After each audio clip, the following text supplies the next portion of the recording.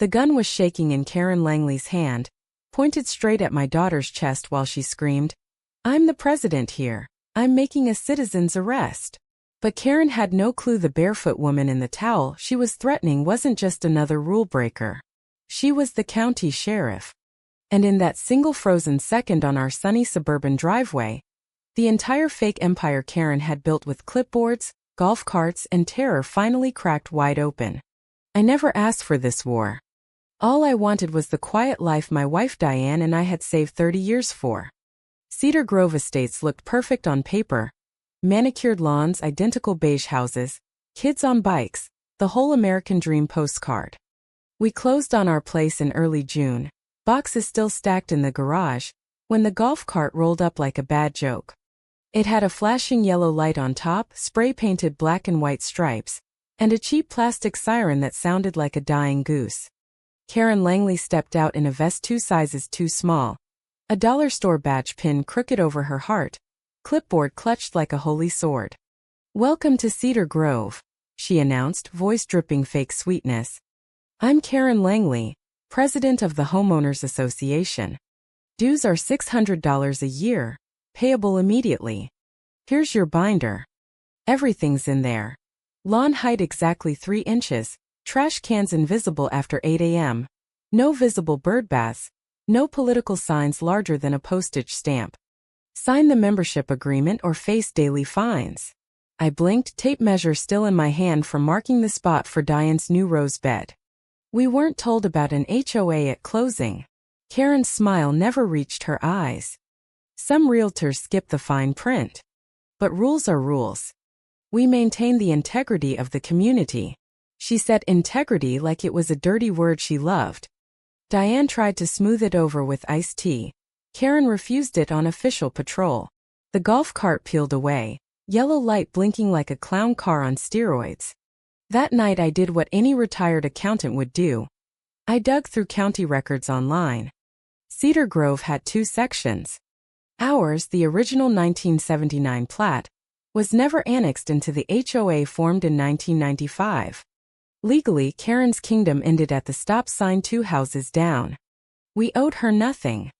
I told Diane, "Let's just be polite and ignore her. She'll get bored." I was wrong. Dead wrong. 2 days later an envelope appeared under my windshield wiper. Violation Notice 001. Unauthorized decorative water feature. My crime? A $6 bird bath I'd placed beside the mailbox. Fine, $75. Handwritten note at the bottom in Karen's spiky script. "We do things by the book here, Mr. Harlan. Don't make this difficult." I laughed. Actually laughed out loud because the birdbath was plastic and the book didn't apply to us. Diane wanted to pay just to keep peace. I said no. Instead I started my file, manila folder labeled Karen in red Sharpie. Every notice, every timestamp, every photo of her golf cart parked across the street staring at us like a budget Batman. The surveillance started next. Every morning at 7:15 the golf cart idled at the curb, Karen in sunglasses, sipping coffee from a mug that read, "World's Best HOA President." She'd write on her clipboard whenever I mowed, whenever Diane hung laundry, whenever our grandkids visited and left scooters on the grass. Neighbors began crossing the street when they saw me. I heard the whispers Karen planted. "That new guy Harlan refuses to pay his fair share. Anti-community type. Classic divide and conquer." The same people who once waved now looked away. I felt the slow burn of being slandered in my own neighborhood, but I kept quiet, kept documenting. Then came the birthday party. My 50th. We'd invited 20 friends. Nothing crazy, just burgers, music low, string lights. Karen's cart screamed down the street at full speed. Yellow light spinning like a disco from hell. She slammed it sideways across our driveway, blocking 3 cars. Excessive gathering. Noise violation. More than 4 guest vehicles without written approval. She barked loud enough for the whole cul-de-sac to hear. I stepped forward, voice steady. "Karen, this is county property and my private party. Move the cart." She thrust her clipboard like a shield. "The bylaws are clear. I am the law here. That's when my daughter Amanda walked up from the backyard, barefoot, hair still wet from the pool, towel over her shoulders. She looked like any other 28-year-old visiting her parents. Karen sneered. Another one of you rule breakers? Amanda smiled the small, dangerous smile I'd seen on her face in uniform. Which county ordinance exactly are we violating? Karen's face purpled. The community bylaws. Legally binding. Legally binding only if you're a member, Amanda said calmly. My parents aren't. So again, which public law gives you the right to block a driveway and detain guests? Karen snapped photos of every license plate, muttering threats, then parked across the street like a gargoyle for the rest of the afternoon. The party never recovered. Laughter died. Friends asked if we were okay. I smiled through it, but inside the rage was building. Karen wasn't just annoying anymore. She was slandering us, isolating us, turning neighbors into informants. And I was still silent, still watching, still adding pages to the file. The real gut punch came 2 weeks later. A letter from the city code enforcement. Anonymous complaint. Unpermitted deck expansion. Our deck was 20 years old, built by the previous owner. Karen's fingerprints were all over it. I spent days in the county clerk's office pulling old permits, photos, affidavits. The file grew thick. Diane cried one night. All we wanted was peace. I held her and promised we'd get it my way. I started talking to people quietly. Old Mr. Alvarez at the hardware store spilled first. She collects dues, but the community pool hasn't been cleaned in 2 years. Says the money went to security upgrades. Meaning that ridiculous golf cart. Then Mrs. Patel from 3 doors down admitted there hadn't been a proper vote or quorum in 18 months. Karen just emailed motions passed and cashed checks. That's when I called Amanda late one night. She listened, then said the words that changed everything. Dad, her nonprofit status lapsed 2 years ago. On paper, Cedar Grove HOA doesn't exist. Every dollar she's collected is fraud.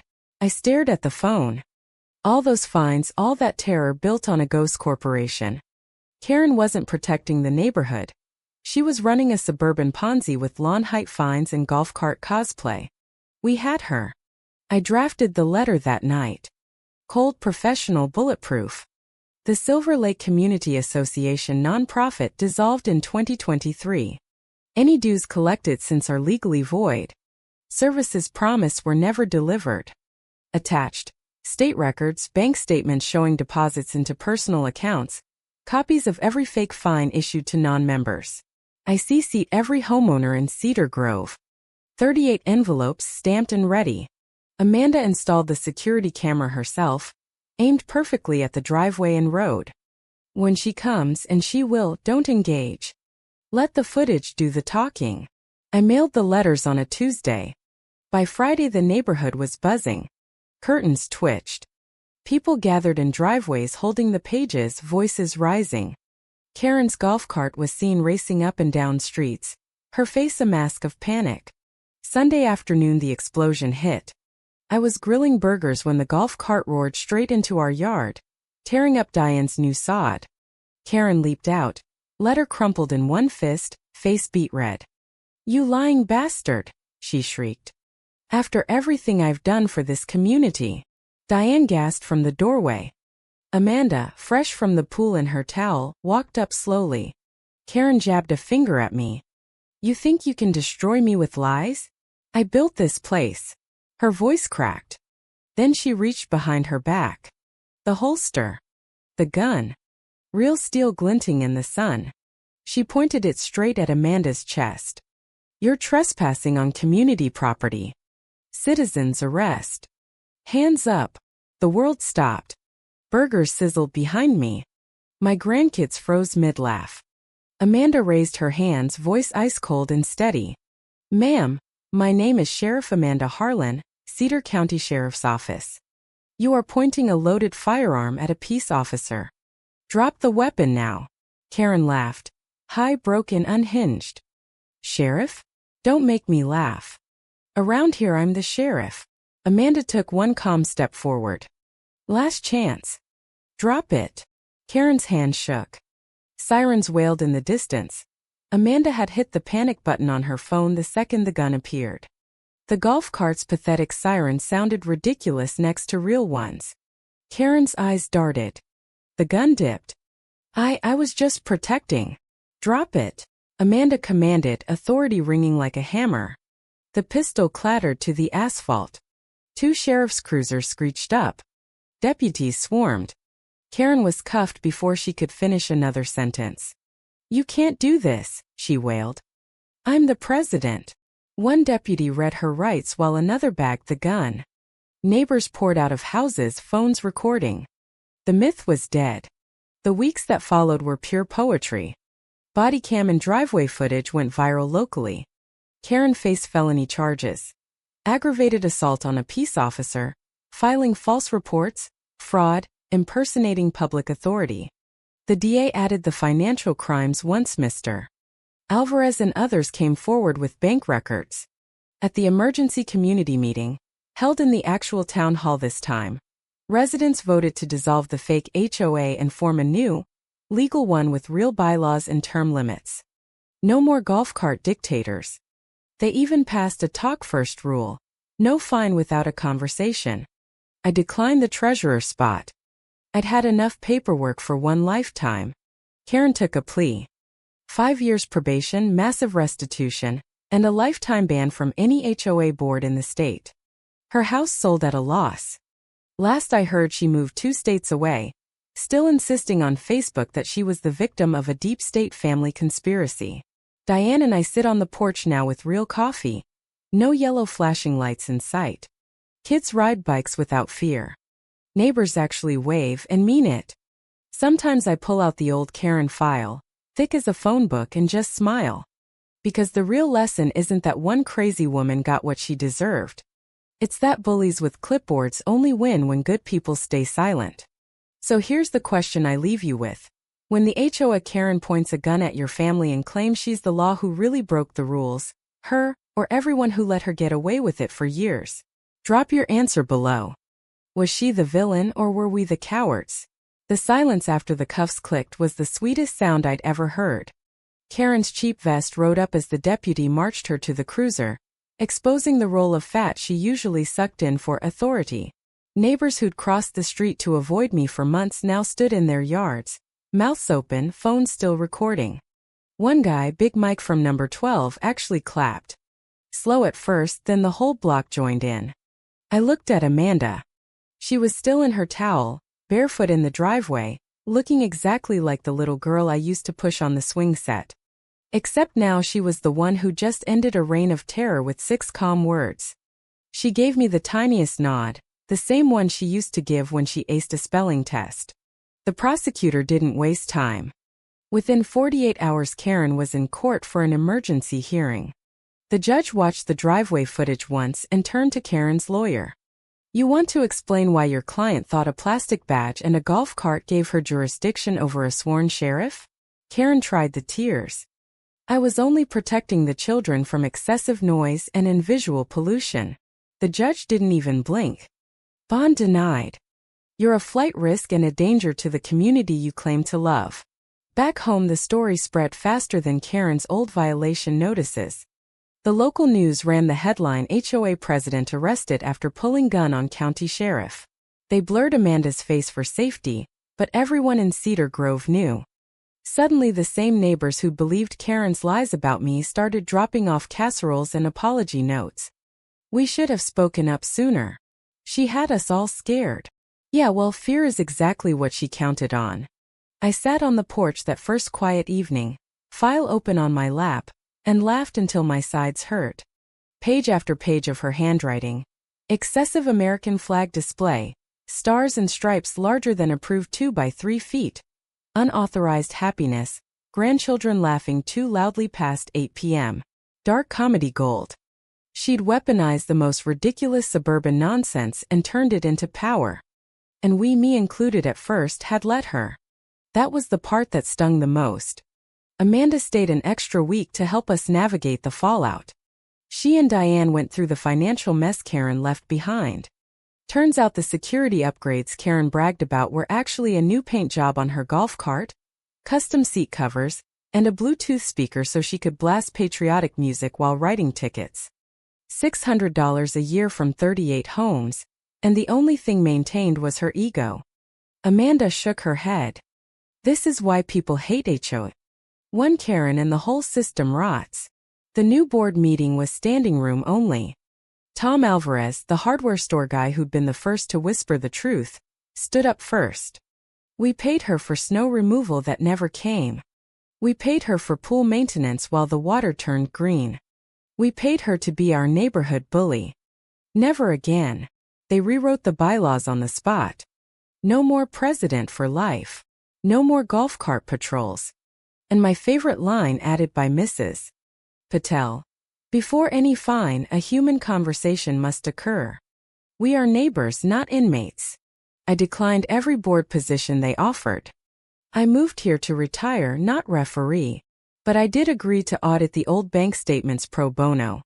Turns out Karen had funneled almost $4,000 into her personal account labeled administrative expenses. The DA loved that. Karen's husband Gary, quiet little man who used to hide in the garage whenever she patrolled, filed for divorce the same week. Last sighting of him was loading a U-Haul while Karen screamed from the porch that he was betraying the community. The neighbors just closed their blinds. Life in Cedar Grove finally felt like the brochure. Mornings were quiet coffee on the porch. Afternoons were Diane's roses blooming without fear of citation.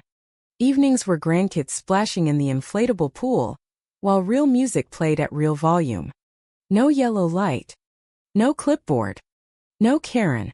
Sometimes I'd see her old golf cart resting behind the community center. Board voted to sell it for scrap and donate the money to the local food bank. Poetic. I kept the file. Not for revenge, but as a reminder. Every time a new neighbor moves in and asks about the HOA lady with the gun, I pull it out and tell the story exactly like this. Because people need to hear how fast a clipboard tyrant can become a real threat when nobody pushes back. The court date came in October. Karen showed up in an ill-fitting suit, trying to look respectable. The judge read the charges aloud. Aggravated assault, false police report, fraud, impersonation of a public official. Each one landed like a hammer. When Amanda took the stand, uniform crisp, badge real, Karen wouldn't even look at her. The plea deal was generous considering the video. 5 years probation, full restitution, 200 hours community service picking up trash, ironic, and a permanent ban from ever serving on any homeowners association board in the state. The judge added one extra flourish. And you will surrender that ridiculous vest and badge to the court for destruction. Karen cried. Real tears this time. The kind that come when your entire identity, your fake power, your little kingdom, evaporates in open court. We drove home that afternoon with the windows down. Diane reached over and squeezed my hand. We got our peace, she said. Yeah, I answered. But we had to fight like hell for it. And that's the part nobody talks about with these HOA stories. Everyone wants the satisfying ending. The Karen in cuffs, the empire in ruins. But the real victory is quieter. Neighbors finally talking to each other instead of through a tyrant. Kids playing without looking over their shoulders. A birdbath sitting proudly by the mailbox with 0 fines. So I'll leave you with the same question I ask every time someone new moves to Cedar Grove, and here's the legend of Karen Langley. When the HOA president pulls a gun and claims she's the law, who's really the criminal? The woman who lost her mind, or the rest of us who let her rule for years because it was easier than speaking up? Drop your answer in the comments. Be honest. Would you have stayed silent like I tried to? Or would you have mailed those letters sooner? Because next time it might be your birdbath, your birthday party, your daughter in the crosshairs. And when that day comes, remember, the clipboard only wins if you let it. Thanks for watching. If this HOA Karen story made you angry, hit like. If it made you laugh through the rage, subscribe. And if you've got your own HOA nightmare, tell me in the comments. I read every single one. See you in the next takedown. Stay free out there.